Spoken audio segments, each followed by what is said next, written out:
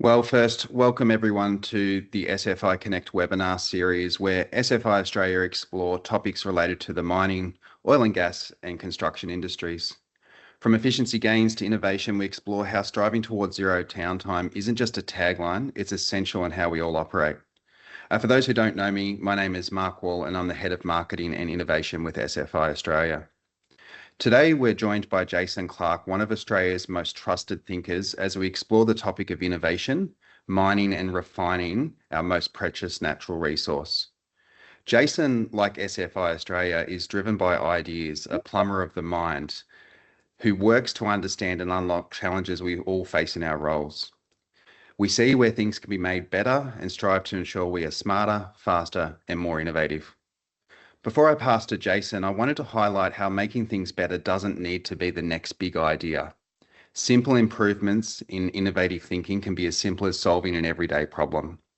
At SFI, this could be helping companies gain commercial control of their projects through transparency, tracking of tools and equipment, through to advanced reporting, ensuring a project remains agile and we maintain a fast supply chain. This could be reducing or removing slow procurement processes. Our clients often face excessive administration and workload costs, removing the need for clients to get multiple quotes before placing an order, with approval of course, means workers are on the tools faster and you experience efficiency gains within your procurement teams. This could be allowing workers on the ground to request items and tools from a mobile device, having them ready to collect or having them delivered directly to site. My personal favourite is removing queues and the need for labour on small shutdowns and maintenance events with our automated tool stores, allowing you to self-serve, check in and out items as you need them in some of Australia's most remote locations. It's all about working together with our partners to be smart, fast and innovating, constantly striving to achieve zero downtime. So to summarise and to keep it really short and succinct, innovation doesn't need to be the next big idea. At SFI, innovation is often a simple set of steps that allows you to streamline a process and allows your teams to work smarter.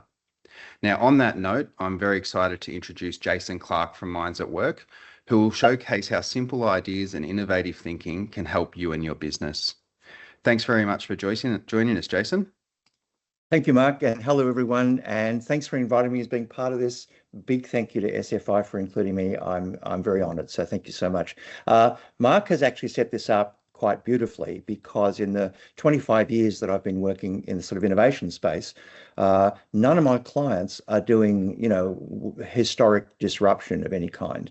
Well, they want innovation to make things better, to improve what they're doing right here and now. And sometimes they get a little bit confused. They'll say, well, isn't that continuous improvement? Yeah, it is. In fact, it's whatever you need to do to make something better. So I'm going to share my slides now and we'll take you through this. But I want to just explain the title a little bit. We've called it Mining and Refining Our Greatest Natural Resource. An economist once argued that a culture only has two forms of wealth. There are natural resources, so the things that you find in the ground or you can find in the soil or wherever. And then there's human ingenuity. And a country is impoverished if it's entirely dependent just on natural resources, but it doesn't encourage people to think in new ways. And likewise, if you have a culture which is all about ideas, but there's nothing to build those ideas out of. So in a way, you're right at the heart of what makes a country great is the combination of those two forms of wealth. So now give me a second to share my screen. And I'll just check, Mark, has that all come through okay? Yeah, it certainly has. Thank you very much. Terrific. I'm still not confident with the tech. I'm sorry about that. Okay. So I don't know if any of you remember this thing, the Motorola TAC 8000, but this was an innovation. This was the first phone that would give you half an hour of talk time for every 10 hours of charging. It would store up to 15 phone numbers and weighed only 3/4 of a kilo. And that seems crazy now, but I got to tell you, I'm old enough to remember when people took these out in the street, we turned around and looked and went, oh my God, that's incredible. I've seen the future. Because some of us could remember what came before. The innovation before that actually required a whole other guy with you just to make a phone call. He's got his back turned for privacy, which is kind of a nice touch. But if you thought that's state of the art, then what you saw in the 80s was complete magic. And of course, here's where we are now. And you can see what's happened. There's been a progression, there's been change. And part of it is that we expect things to get better on a weekly basis. I had a guy say to me the other day, why is it that when I'm using the navigation app on my phone, it's always a couple of feet behind where I actually am, that little blue dot? And I said, like, the signal's got to go to space. Well, you give it like a second to come back from space. We are now spoilt in that I don't care how we've always done it, and I don't care how it worked last week. Why isn't it smarter this week? So you can see that there's been a tendency here. You might want to go back to the 80s or the 1940s just for a little bit of retro fun, but no one in their right mind wants to go back to what used to be an innovation. So we've become restless. We want things to get better continuously and sometimes even dramatically. And for me, this would be, if I was to describe what I think innovation is, 25 years of doing just this is what I would say. I would say that innovation is making things better. That's it. Make things better. What things? You tell me. What do you mean by better? You define better, but it's a process. This is what every organization wants, every industry wants, what every customer wants, every market wants. What they don't like is part two, which is in order to make things better, we are going to have to make things different. And that's where I've seen the greatest pushback. So we love talking about innovation, but the minute you want to change what I do or the setup at my work or the way we organize ourselves, that's where you get pushback. And the last quarter of a century of my life has been just learning to deal with resistance. And it's not innovation resistance, it's change resistance. Yeah. So long as you are able to embrace, we are going to have to disrupt ourselves a little bit, then innovation is completely fine. If you don't disrupt yourself, someone's going to do it for you. Now, if you look at another industry over a similar period of time, you can say, okay, these things are different. This is how we used to dry our hands or how we still dry our hands. You can see there's been difference, there's been change. Has it gotten better? And of course, when I ask people in a gathering, is it better? People will say no. And then I'll say, well, why isn't it better? And they'll give me a whole host of reasons, cost, waste, hygiene. Have we actually improved something, or have we just changed it for the sake of changing it, which is what I would think of as being fashion rather than innovation. So I'm always interested in how can we define better and how can we measure better? Because if we don't do that, we're just altering things for the hell of it. I want to know that we got better off. And there was a great study done in 2008 by the School of Westminster Biosciences. They wanted to know, when doctors in hospitals dried their hands using these different sorts of technologies, was there an improvement in hygiene? Because obviously that's what was of concern to them as a hospital. They got 250 doctors to wash their hands, and then they would get them to dry them using the different tech, and then they would measure the bacterial count. They found that if you use the paper towel, it removes 60% of the bacteria. Now, that's not great, but it's fine. That was the baseline. So for the one in the middle, the hand dryer that most of us grew up with, for that to be better, for it to be an innovation, it needs to have a better result than 60%. The sad truth is it doesn't remove any bacteria. In fact, it extends it by 2.5 times, because if you warm E. coli up slowly on damp hands, it grows up to be big and strong. So what about the one on the far right? This incredible what's the guy's called? I've forgotten his name again. Anyway, it's the hand dryer. It's the Dyson. Of course, it's the Dyson. It's the hand dryer with the HEPA filter. It's award winning. It's got a little blue light that doesn't do anything, but it makes you feel like it does something. How did that one go? Well, you would think it was a better result, and it's a little bit better. It only increases the bacteria by 42%, but it spreads it for 2 meters in all directions. So where I come from, okay, nice, you've won awards, you've changed something, you haven't made it better. So I've learned to be quite, not cynical, but skeptical. When someone comes along with the new thing, I need to see tangible proof that there's an improvement. Otherwise, what are we doing here? And you'd be sane to do the same thing. So I guess that's the first point. People get confused because they think you've changed something, you've made it better. Better is always going to be different. Different is not always going to be better. We need to hold our ideas to account to say, show me an actual improvement. If you think you can improve downtime, show me the numbers. If you think you can improve workplace safety, show me some numbers. I don't want branding. I don't want hype. I want real results. And you do too. Okay, so I think there's 4 levels to this thing. And Mark has set this up quite beautifully. When people talk about innovation, they tend to think it's got to be something which is brand new to history. Unless you are disrupting and redefining entire economies and nations and our concept of humanity, then you're not innovating. Well, I call BS on that, because in 25 years, I don't have a single client in that space at all. And if you look at your industry, does it really need to be blown up that substantially? Or, could we do something which is a little closer to home and a little bit more immediate in terms of the benefits? The next level down is a little closer, and this might be where your industry could benefit.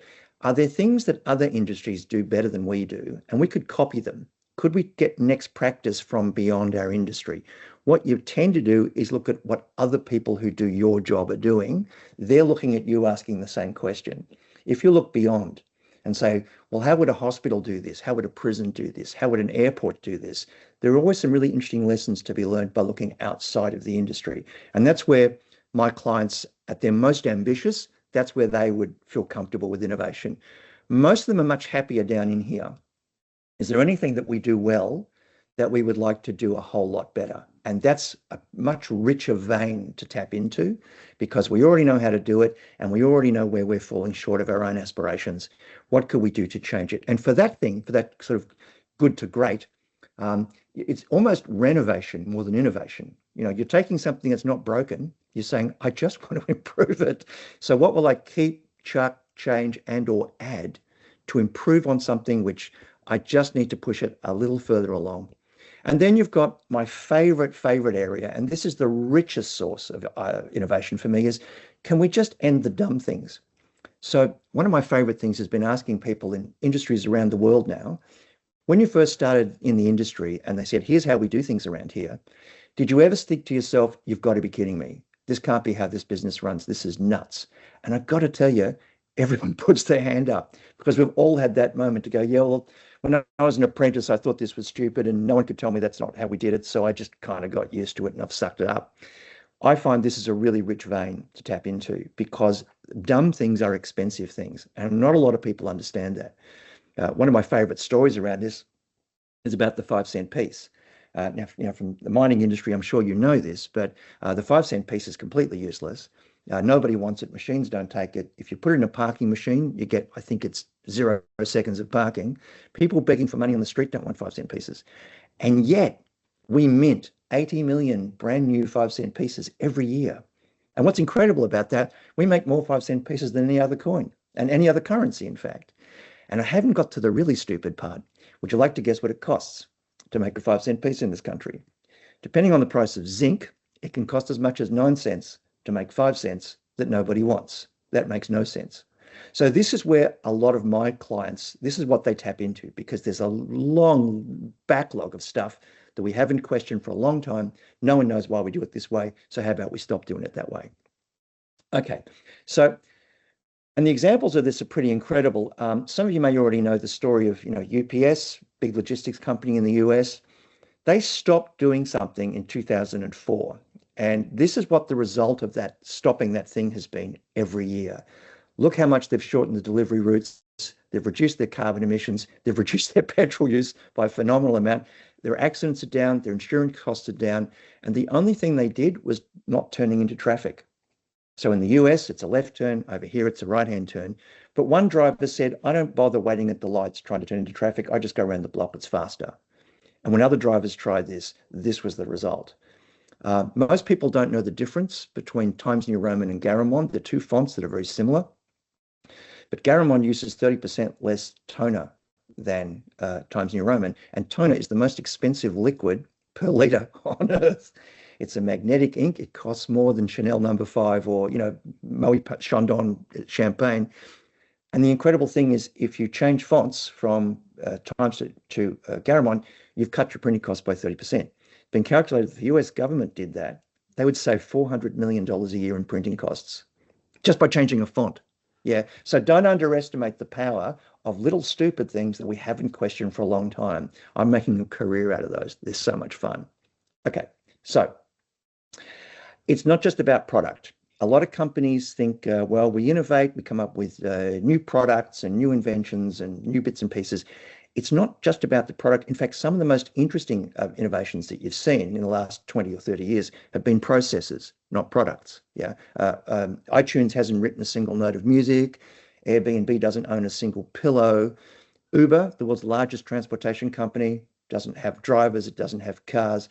IKEA is a process, really. I'd even argue that McDonald's is predominantly a process innovation. I mean, if you've actually tried the product, you'll know what I'm talking about. It was how you got it, how we got it to you, how quickly, how easily, how efficiently, smarter, faster, innovative. That's the story. So the big changes have been processes more than products. So here's the thing we've learned to ask our clients is, okay, if we're going to make things better, what things? Is it a product? Is it a process? Is it a system? Is it the structure of your organization? Is it the culture? Is it the customer experience? Tell me what sucks. Tell me what's not good enough. And then let's define better. What's faster, easier, cleaner, greener, simpler, fairer, more sustainable, fresher? Again, I don't care. I don't care what your definition of better is, and I don't care what you want to make, what you actually want to make better, the thing itself, but it's always those two basic things. And so there's 4 questions we learn to ask them. What needs to be better? Pick anything. There's tons of stuff that doesn't make sense or doesn't work as well as it could. They're not that hard to find. How do we define better? What exactly do we mean? Because people will say, oh, I think we want better leadership. What are you talking about exactly? Where would you see value? If you came up with an idea that made that thing better, who benefits from that? And also, could you measure that? And the reason why I do this is that, my clients are people who want to see results and they want to know that you've predicted some kind of outcome. Let's have that up front. Let's not just say, let's try it and see if it's better. Let's define what we mean by better. And so I want to give you an active example of that. And Mark, I hope you don't mind. I'm pinching an SFI example here. No, you go for it. It's absolutely fine. Tell me if I get it wrong. Look after me. Okay. So what needs to be better? Well, here's an obvious one: procurement. Now, you're in remote areas, trying to get stuff on time, get the right tool at the right time for the right job. You know how tricky that can be. The supply chains are complicated, they're fragmented, they're fragile. It doesn't take much to break a supply chain. And so you end up with long lead times, stock downtime, people are just waiting around, twiddling their thumbs, let's get on with it. You've lost stock or you've ordered things that you don't need. That clearly there's some room for improvement. So let's make procurement better. How would you define better? Well, geez, I don't know. Could we automate it? Could we make it centralized? Could it be tailored? When a surgeon operates, when they walk in, everything they need is laid out for the operation. They don't have to go, where do I get that scalpel? I think it's in the spare room. It's ready for them, and all they can do is work and then get the hell out of there. So procurement should be right there when needed. It should be on site. It should have multiple suppliers, not just one, and real time. What have I got? When have I need it? What do I need next? All of that kind of stuff. That clearly would be better. Well, where would you see the value in that? Well, oh my God, where wouldn't you? Yeah, I would imagine that downtime would be reduced. You'd be more productive. I would suspect workplace safety would be improved. I'm suspecting with smarter procurement and logistics, you'd save millions of dollars. Could we measure those? Oh yeah, I reckon. I'm pretty sure there's someone in accounting who looks at, time off work or lost time or costs or whatever. You'd get numbers to back that up. So this would be what I would think of as innovation targeting. So instead of just changing things that aren't broken, let's start with things that are really not worthy of us.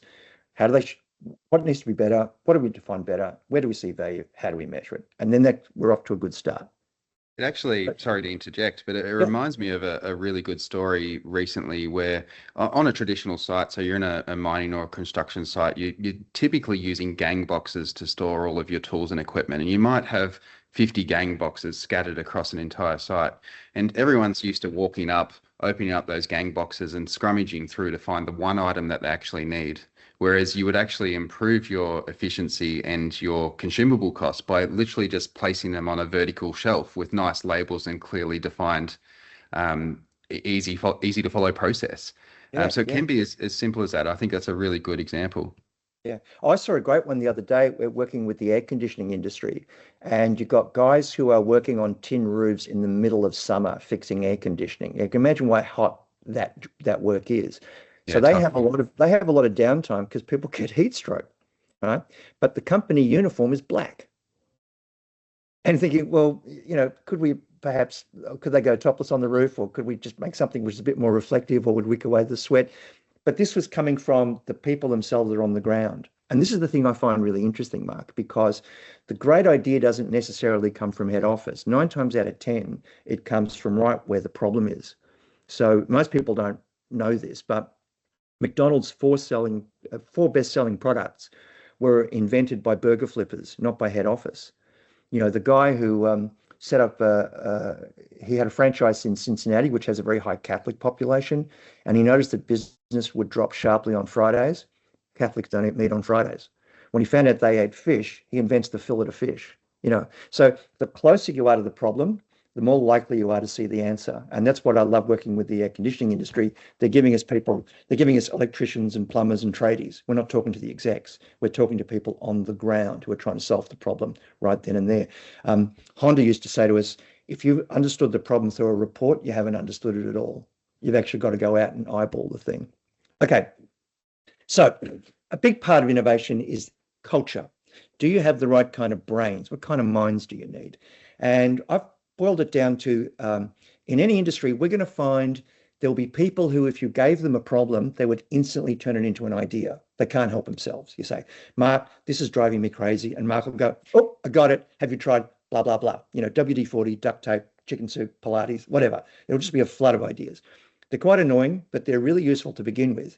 You need another mind that can take all of those little butterflies and then nail them down. How do I turn that into a plan, a blueprint, a Gantt chart, a timeline? I need to take the ideas and turn them into something. So it's a bit like shopping at the marketplace and having ingredients versus having a recipe. Now in this green space, we're in the kitchen, we're cooking. We also need people who can see all the risks and the cost. Now, they're the easiest ones to find. Every industry has them. They're usually the top third of the org chart, so they're not hard to find. It'll be legal, it'll be HR, it'll be political, it'll be all those people, right? They tend to be the idea killers if you don't know how to deal with them, yeah? But if you learn to work them in the right way, they're magic. And of course, all of that's just talk until someone actually, you know, gets off their bum and does something. And the way I've learned to think of this is to imagine, develop, evaluate, act. Now, these aren't people. This isn't Myers-Briggs or Herman Brain. These are different phases of innovation. Yeah. Now, different people will lead different conversations, but it's getting that sequence right. I've tried every other sequence. This is the only one that makes sense. I mean, not just as an acronym, but there is an order here. And everyone I've shown this to understands it intuitively. Yeah. And when I ask, what do these minds need? Because that's what culture is. As a leader, you're creating a culture. How do I feed those minds? Well, that mind that turns problems into ideas needs problems and challenge and freedom and space and the inspiration just to throw ideas out there and who the hell knows what's going to happen. Whereas when you get down the back end, people are going to need decisions and deadlines and resources and trust. So it's learning to feed what you could think of as 4 separate innovation cultures. And it's really interesting. Different clients that we work with will have a different balance. So if we work with, say, universities, we're going to find a lot of people up on the left-hand side there. A lot of theories, a lot of ideas, a lot of wonderful concepts, not a lot of actual work getting done. If we work with, say, I don't know, the real estate industry, they're all down this end. Everyone's just making sales and getting commission, but they're not thinking about the future of the business. So it's learning to, down the right-hand side, you're working on the business, sorry, working in the business. The left-hand side, you're working on the business. What if we could sequence all the minds that we had? Yeah. And the funny thing is, when you ask people where do they see themselves in the organization, they'll tell us. In fact, they tell us about each other. You know, Joe will say, look, Mick is great at ideas, but he's not good on detail. And Jalanka will say, well, I can trust Chris to get it done, but I'll go to Sue if I want a new thought. People who work together long enough, and only a year or two will do it, they get to see, they understand the talent that they have. And all I've learned to do is orchestrate that talent. So when you talk, I'll just go back on that. That's what we would mean by partners in innovation. SFI is a partner in innovation. This is what an innovation partnership looks like. You don't have to do the whole thing by yourself. Me personally, I'm very good at the first 2. I'm great with ideas. I'm good with planning and designs. I'm a terrible decision maker, and I'm not that motivated in getting stuff done. So I rely on other people. Great minds don't think alike. Yeah, it's learning to work with people who are different to you and really enjoy those differences.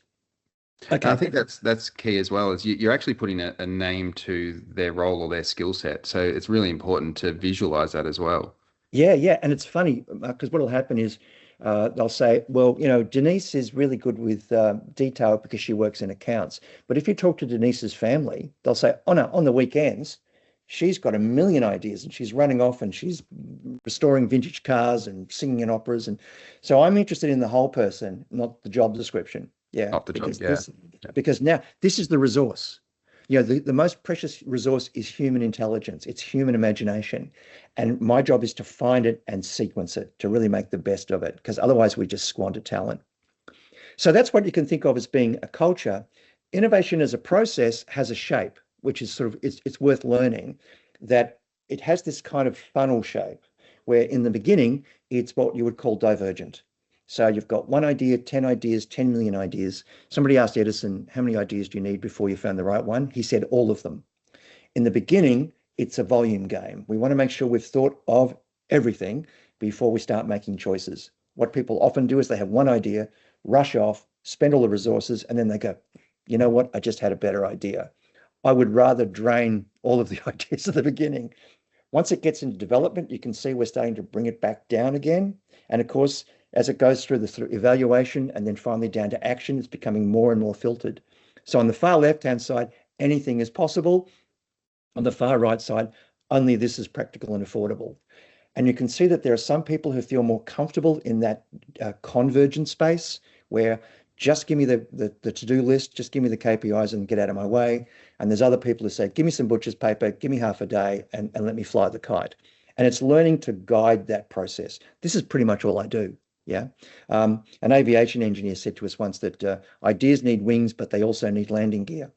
It's figuring out where are you in the process? Are we opening things up and looking for possibilities, or are we closing them down and looking for certainties? Actually, one of my students said there's sort of a searchlight mind looking for all sorts of bits and pieces, and then there's a laser mind that says, I've chosen the right path, we're going to get this thing done, and once it's done, we're going to open this thing back up again. So that's it as a process. When you think of innovation, oh, and by the way, interesting thing, you'll notice there's a cutoff point between imagine and develop, and there's another cutoff point between evaluate and act. Yeah, you have to stop dreaming at one point, otherwise you'll just keep unpicking the knitting, and you have to make a decision and get on with it. But development and evaluation, and I'm sure you've seen this, build and test, that's a cycle. So they don't have quite the hard cutoff as the other two. Okay, so if you think about, we find the quickest way to get this culture going is to run a project. Someone comes up with an idea, they want to run a project, it's going to be a cycle, and we're going to find out what talent have we got where and how do we leverage that, how do we use that, yeah? And organizations become sustainable with innovation when they keep that circle moving, right? Now that we have delivered on our last idea, we're thinking about what our next idea will be. And all I've learned to do is to know who should be in what meeting and how we should set up that meeting and how we should treat those people to get the best out of them. It's ridiculously simple, and I can't believe I've made a career out of it. Okay, so I wanted to show you a couple of, just two of my favorite tools that if you were wanting to have a bit of a crack at this is something I found really useful. There's a thing called a Zwicky box. And the Zwicky box was invented by an astrophysicist who said he didn't like the sort of free range creative play. He wanted something with a bit more structure, like a machine, a process. And he said, if we were going to make a new chair, we could figure out, well, what are the things that define a chair? It's made of something, it's got a shape, it's got color, and it has a function. If we came up with variants on that, so I can think of 4 different materials, 4 different shapes, 4 different colors, 4 different things a chair could be, how many chair concepts is that? Well, it's actually 256, right?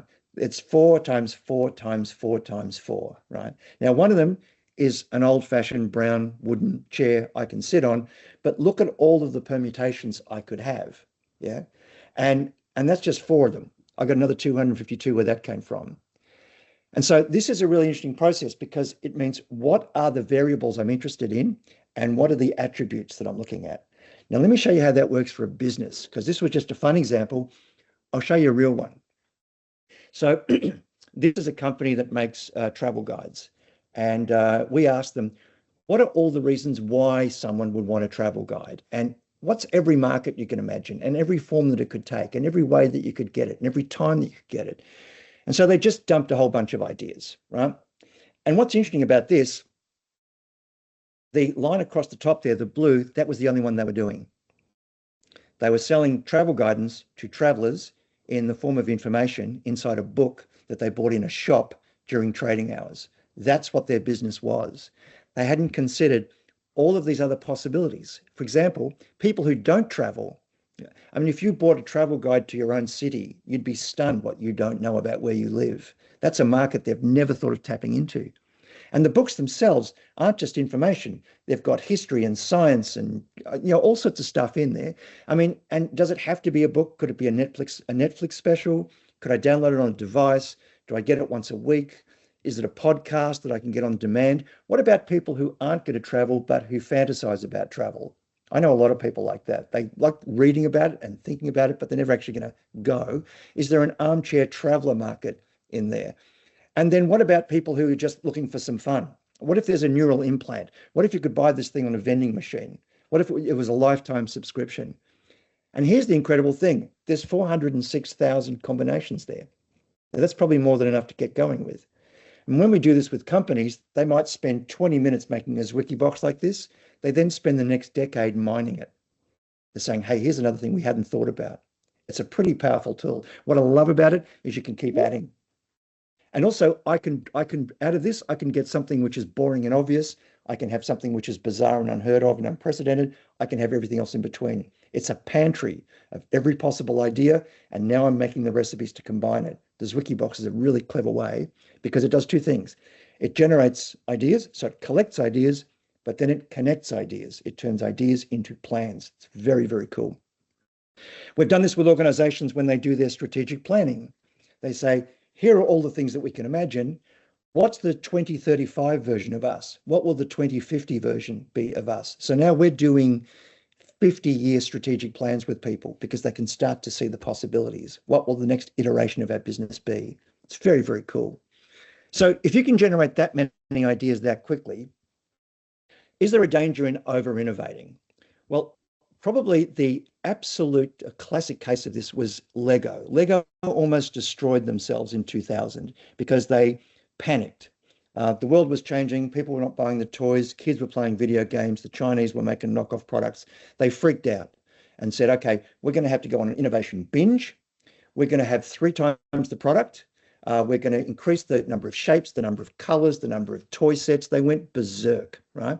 And what's incredible, to make a new Lego brick, to make the mold, to create one new Lego brick is $250,000. So this was not a trivial spend. They decided to get into amusement parks, video gaming, jewelry. They basically went crazy. They just lost the brand. They went nuts. It created no income for them. In fact, by 2002, about 40% of the stock that they made for Christmas didn't sell because no one asked for this crap. They just came up with it thinking, let's throw new ideas out there. By 2004, fewer than 6% of their products made any money at all. And not only did they not capture any new markets, they alienated the old market, right? And that's when they decided, how about we have controlled innovation? Instead of just making a whole bunch of new products, how about we clean up our processes? Yeah. Why don't we have cost cutting? Why don't we improve our processes? Why don't we manage our cash flow? Why don't we cut the number of components? Instead of making 7,000 products or 7,000 components, let's make 3,000 and make them better. Yeah. It was a complete turnaround. And the CEO said this, which I thought was fantastic, that the more that they're true to themselves, the better we are. Yeah. What is it we're good at? Let's get much better at that and not try to be other things. And so now they're basically Europe's most trusted brand. And in 2008, which is only 4 years later, they had the fastest growth. They grew faster than Apple. It's kind of amazing. Yeah. So you can over innovate because you're freaked out. So this is where I love this Steve Jobs quote, which is, when you look at something, and by the way, I don't know if you know this, but KFC recently came out with sunscreen. And the question I will ask is, well, what problem are we solving? And who needs this? Is anyone asking for us? Is it actually better? So don't over innovate. Just figure out getting better at what you do is the trick. Don't try and do someone else's job for them. So how do you say no to 1,000 ideas? So I want to show you this one really quickly, and then I think we could probably do some questions if we've got time. This is a simple tool, and I can't believe my clients don't have this. And every time I show them, I'm sort of embarrassed because it's so obvious, but they look like I've just come from outer space with a brand new idea. We should look at everything in terms of what's its value to the business, to the organization, to the industry, and what's the effort. I mean, surely that's pretty straightforward. And the values can be anything. It could be, it boosts our resources, it cuts our costs, it improves workplace safety. You figure out what valuable is. And then effort, having done dozens and dozens of these with different industries, the efforts are always the same. It's always time and cost and risk and disruption and pain. And then you just build this very simple grid, right? So the top left-hand corner is the highest possible value for the least possible effort. And so I'll say to that company, what's the best idea you've ever had? That's that corner. That's going to be the A corner. I want more ideas like this. What's the biggest idea you've ever had that was the hardest thing you ever did? That's the top right-hand corner. That's going to be C. What's the worst idea you've ever had? Like you'd never do it again. That's absolute down the bottom to the right in I. And then bottom left, which is what's some easy things you've done, but why did you even bother? There was no return on them. So once they've done that, they can now look at every project that they do and say, well, what's the CapEx? What's the OpEx? It'll be hard in the beginning, but it will get better over time. What's our estimates like? Are we good at guessing this, or do we overestimate the effort? Do we underestimate the value? Where do we get our guessing wrong? So our guessing gets better. And then they go nuts. They'll take every project, every idea. They might categorize it in terms of, is it a pillar? Is it mission critical? Is it mandatory? They might put error bars in there. We're not quite sure of the value yet, or not quite sure of the effort yet. But where it lands on this grid, I can tell without even knowing what the idea is that they should do more of it. Yeah. Or they need to make it easier, or they need to get out of it entirely. And it's sort of an amazing thing. Once they visualize it, and the beautiful part about this, it makes prioritization transparent. Yeah, because everyone's working from the same model. I've seen this where they just put it up in the kitchen with, sticky notes. And as projects move along, they take them off, and as they become easier, they move them across. If they get harder, they put them back again, and everybody knows where the ideas are and how they're tracking. So last thing I want to talk about is why does this matter? Is innovation just a fad? Is it just a thing? Well, I don't know if you're familiar with dog racing. But if you're not, it's pretty simple. You've got a circular track, you've got dogs in a box, you've got a stuffed rabbit on a stick. Pretty basic.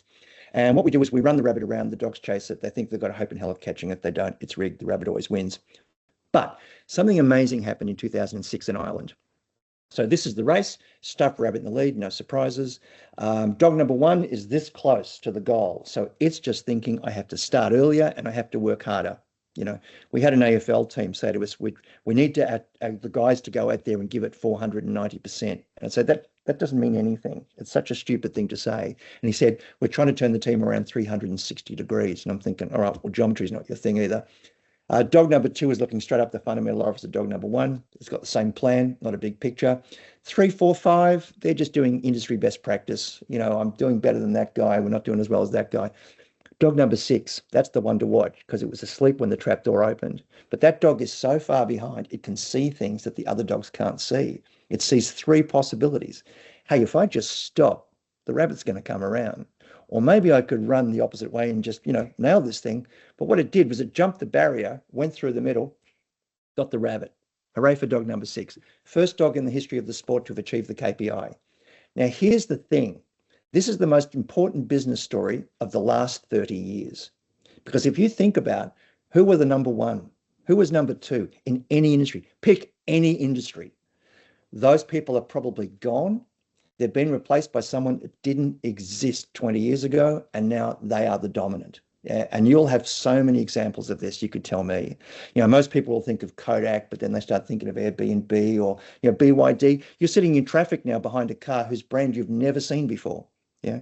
So the disruptor is the newcomer. It's the outsider. And this is why it matters. If you look at the Fortune 500 list, you probably don't read it. It's a bit boring. I'd wait for the movie. But this list comes out every year since 1955.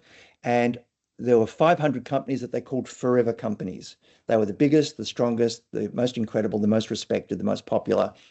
I track every year how those companies are going. And it's really interesting that 451 of those 500 are gone.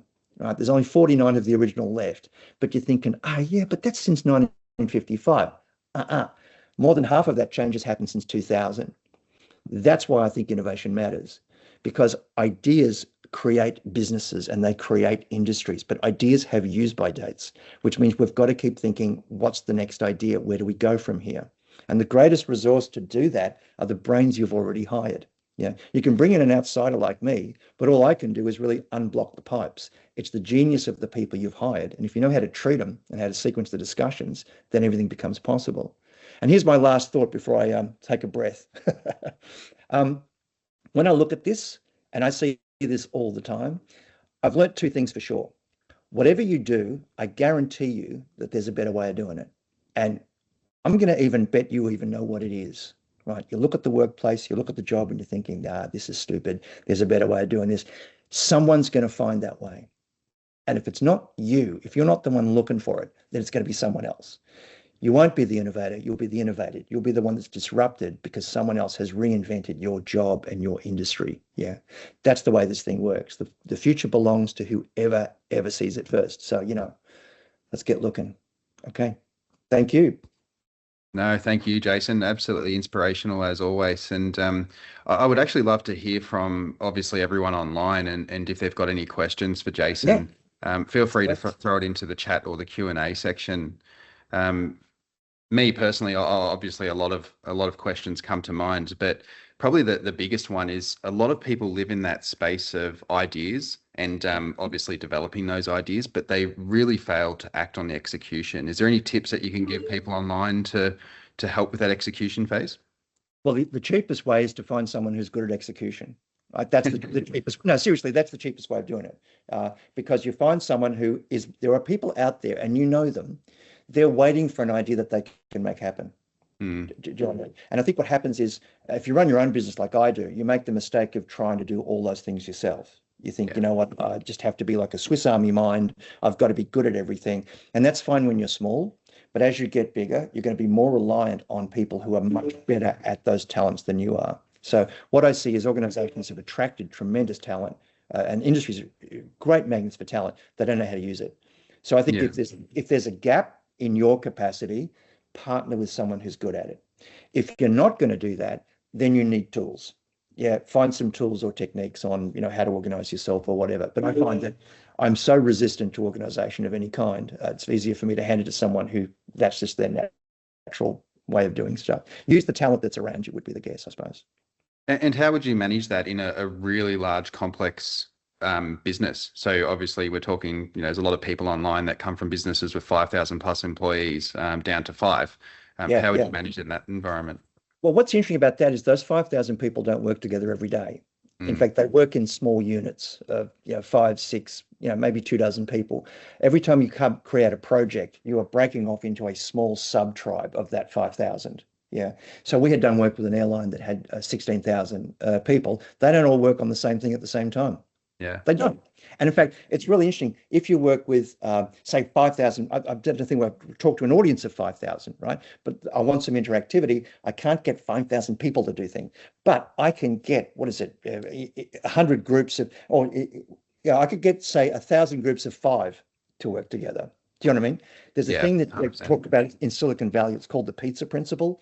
The number of people you can get around a family-sized pizza is about the right size of any project because you're going to have enough diversity of talent, but also enough dynamics between them. So I think we've got to get away from this idea of we're 5,000 people. You're not. You're all these little tiny tribes that are working on specific things on site, on projects or areas. So there's an optimum size of a group to work on. And projects are a great way of just breaking off part of a company, bringing together cross-disciplinary groups that don't normally work together and leveraging on the diversity. Does that Yeah. make some sense? Yeah. No, absolutely it does. Yeah, absolutely. We do have some questions coming through. David's just asked if there's any tips to help open people's minds that tend to be closed. Yeah. Is there a way to work with people who are a bit resistant to change and innovation? Yes. What you're going to, my experience is that irritation is, they say that necessity is the mother of invention. We say that irritation is the father. People who are resistant to change, and they do this, like we're in front of a room all the Mm, time. Those are, they are sort of pissed off. They are irritable. There's a lot of things that annoy them. That's a good place to start, right? So what I do is I harness their irritation. I'll say, what is it that we're not doing properly? And they'll whinge, which is great yeah, because we've now acknowledged a problem. We've acknowledged something where change is needed. And then I can invite them to either be involved in that change or get out of the way and let someone make that change happen. Yeah. People don't resist change. People resist being changed, which is not the same thing. Yeah. Most people are not happy about AI because they feel like they've been given no choice. If they had some say in it, it would be a different kind of relationship. Yeah. I think that goes So back to your previous point of sometimes those smaller groups and breaking it down into smaller groups can also help that. yeah, it does. But I find that very often most of my groups, most of the audiences I face are very change resistant, right? Mm. But I get them to complain about the status quo and I've got an in, right? And now it's let's come up with some ideas. And also what I find is what we call thought grenades. And thought grenades are just questions you could ask anyone, anytime. And if you said, if we blew up this business right now and started again, what would you do differently? That Yeah. automatically puts people into a new place. Yeah. Or if you ask them the renovation question, what would you keep? What would you chuck? What would you change? What would you add? Yeah. It just gets them thinking in a new way. But Square One is a great way. This Wikibox is a great way because someone may just have one contributor to that. They may only have one thing that they can put down. Yeah. But when they see it connect into a plan, they go, that was my idea. Yeah. Mm. So it's about empowering people to have a say in the change, not forcing it on them, if that makes any And sense. do you find those people that do the complainers that bring those ideas forth and those challenges forth, do they own it and take it through to execution, or is it best to hand that over? Well, it comes down to the personality. Yeah. Yeah. I would say, for example, with the Sparkies and the tradies we're working on, they just want to put it out there and go back to work. Yeah. That's fine. That's fine because there's someone in the very next department who's also thinks this is a great idea and they've got the time and the energy to get on with it.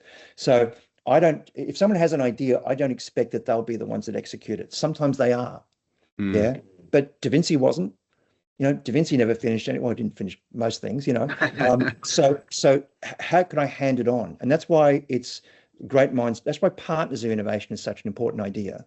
Trying to do, we've got this myth that people do it all by themselves, and it's not true. Steve Jobs Yeah. doesn't do it by himself. Elon didn't do it by himself. He's doing it with other people who you've never heard of. So it's about building teams that can take an idea and move it on. And if a person wants to stay involved, they stay involved for as long as they can. Yeah. And if they say, I want to be involved in the development, but not the evaluation, but I want to come back when the time comes to execute this, because that's the bit I would enjoy, you let them come in and out, so long as Yeah. there's someone holding the thread together. Fantastic. I'm conscious of time. We might go over by about 5 minutes, but I have had a question from Antonetta here. So she said, excellent presentation. How do you get around when there is a massive disparity in staff? What happens when they resist new ideas and bold personalities seem to be shone upon? I think it goes back, you've almost answered that in your previous statements. The disparity, I actually thank you for the question. I actually find the hardest groups to work with are monocultures. Yep. If you put me in a room full of male German dentists on the edge of retirement, you might as well have the same brain, because they've all had the same experience. And it's actually the diversity, the thing that actually makes us irritable to each other. That's what creates the sparks. Yeah. So it's learning to acknowledge that. So, I believe that, it said opposites attract. I think deficits attract. So in innovation, you're actually seeking someone who does think differently to you. The problem is when you have, for example, we're going to come in with a new CEO and they're going to be a visionary, they can end up dominating everything, right? And they decide everything is about blowing stuff up and running around and all that kind of crap.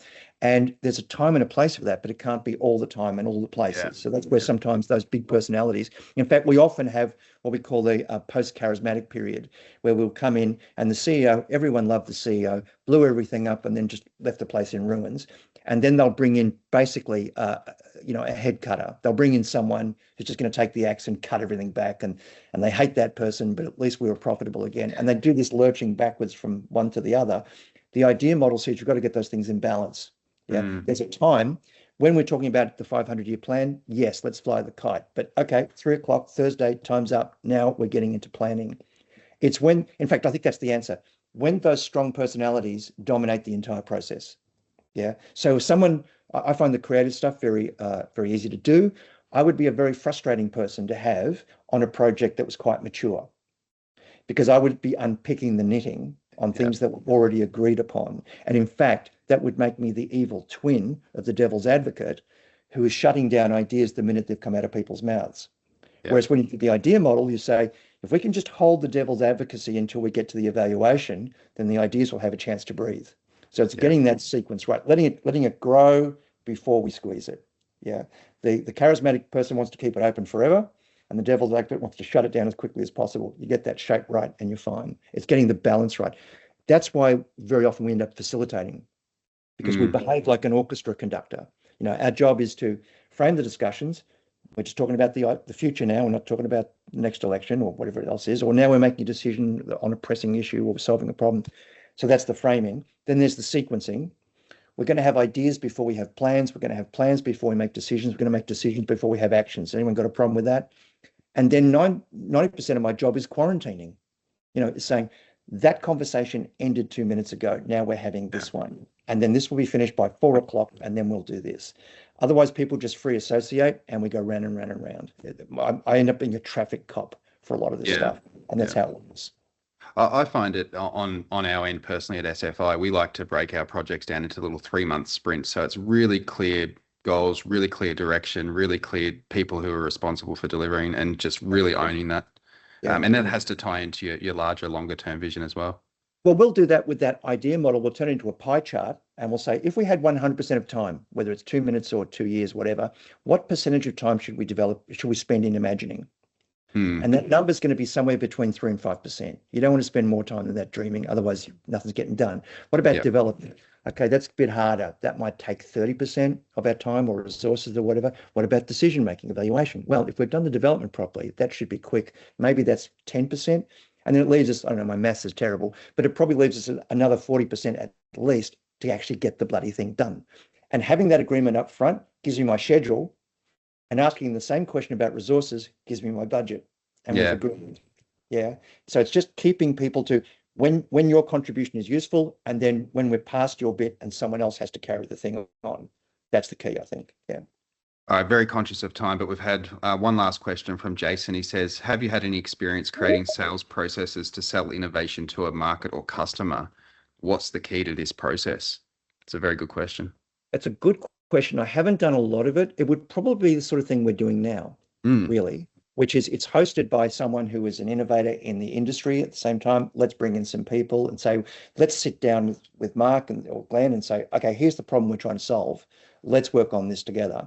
So I think it's trying to sell innovation, because, see, I don't think people want innovation. Innovation is a way of getting something better. That's what they want. That's the destination. They want it to be better. Yeah.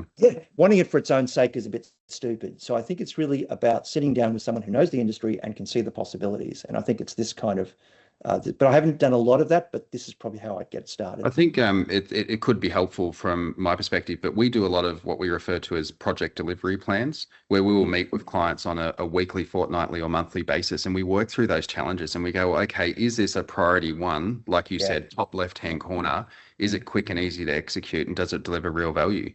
And if it does, we act. And I think that's really important, is you get to the point, you've got your ideas, you evaluated them, you've obviously just need to execute now.